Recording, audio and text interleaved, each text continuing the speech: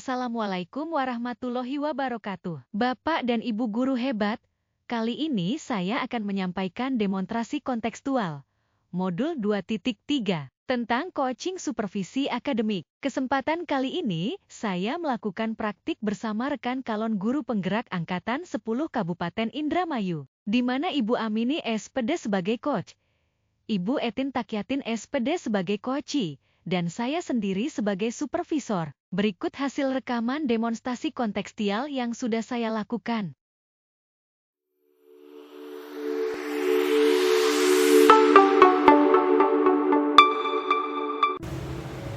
Assalamualaikum Bu Amini. Waalaikumsalam Ibu Yanti. Alhamdulillah ya Bu, bertemu kembali. Apa kabar Ibu?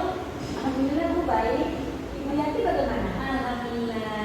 Alhamdulillah baik sekali Ibu. Bagaimana tadi di sekolah Bu? Wah, di sekolah seru sekali Bu. Tadi tuh begitu antusias dan begitu semangat ya, apalagi walaupun dengan kesibukan yang luar biasa tetap semangat aja kayak gitu.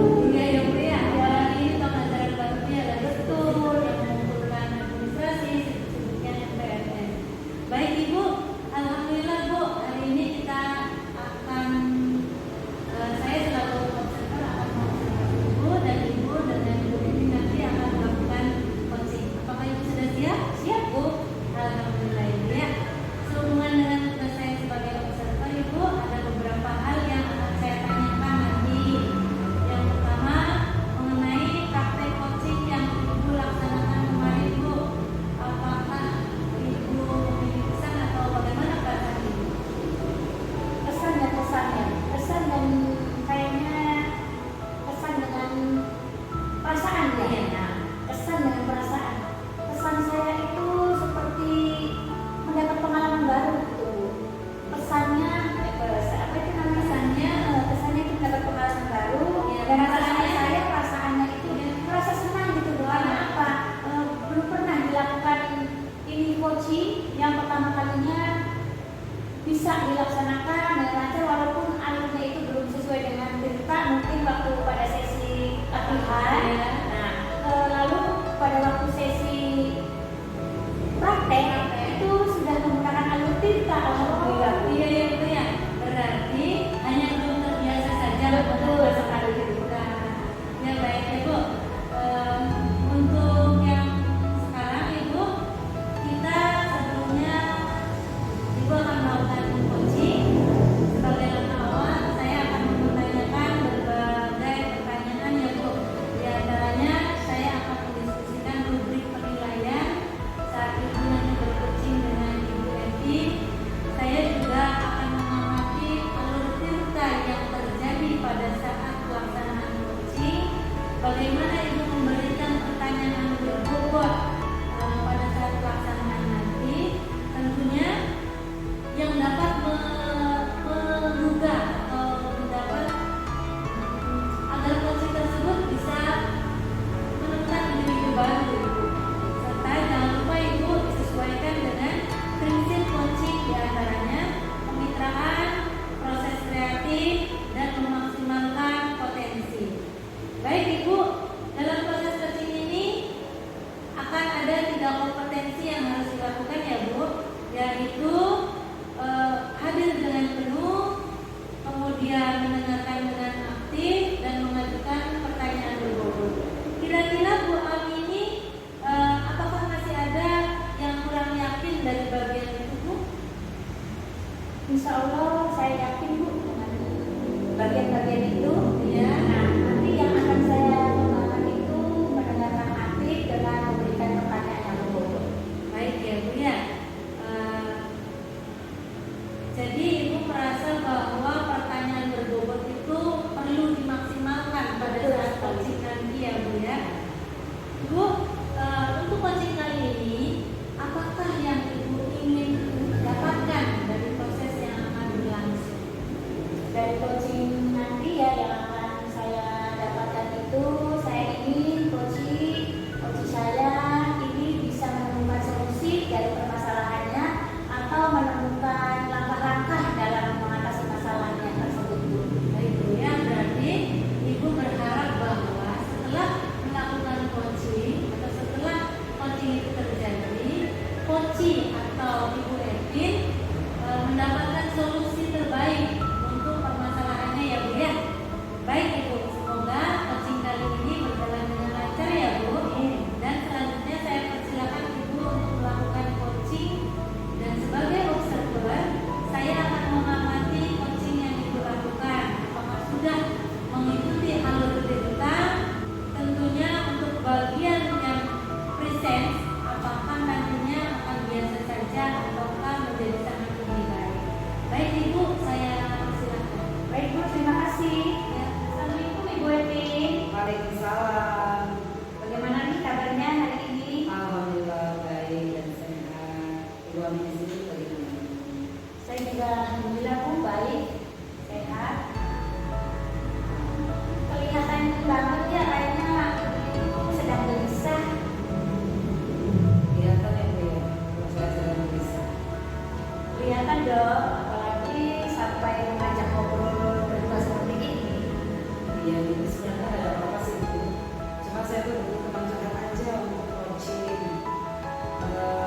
Sebentar sih nih Bu ya, mengenai masalah murid yang datangnya terlambat, yang sering kesiangan begitu Bu.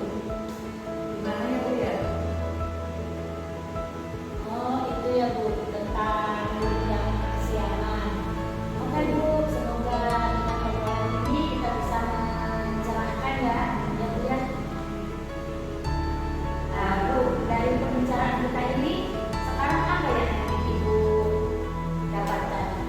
Saya ingin dapat ide segera gitu, menceritakan bagaimana kondisi yang sekolah yang disiplin gitu, karena murid biar bisa belajar berdisiplin tepat waktu gitu kan, karena sering tidak hanya satu kali dua kali tapi murid itu sering terlambat. Jadi apa ya Bu, kiat-kiatnya atau langkah-langkah apa yang bisa saya lakukan? Oh jadi Ibu ingin menciptakan fokus atau kondisi yang kondusif setelah murid berganti jam pelajaran. Iya gitu. Karena apa? Karena sering sekali anak itu terlambat. Sudah saya tegur, sudah saya kasih peringatan, tapi si murid itu masih terlambat juga. Situasinya seperti apa itu Bu? Jadi setiap pagi itu ketika saya berada di depan kelas untuk menyambut dengan siswa, itu siswa sering terlambat. Namanya itu Vina itu sering terlambat gitu kan. Sudah saya tegur satu kali, saya juga sudah menanyakan juga kenapa terlambat.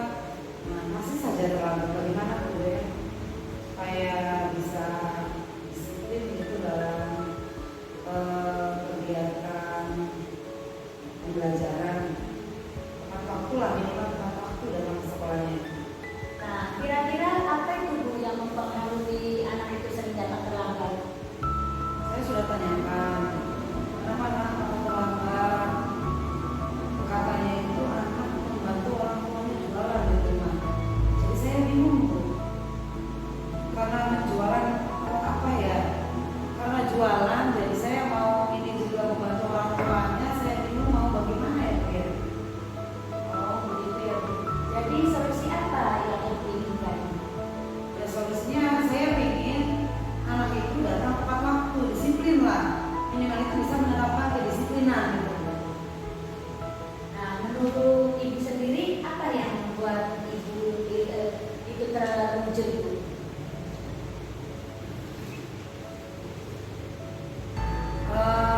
Jadi pengennya itu ada satu pendekatan ke anak supaya anak itu mau untuk mencurahkan isi hatinya gitu ya.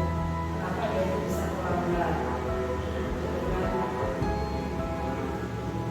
Jadi adanya pendekatan secara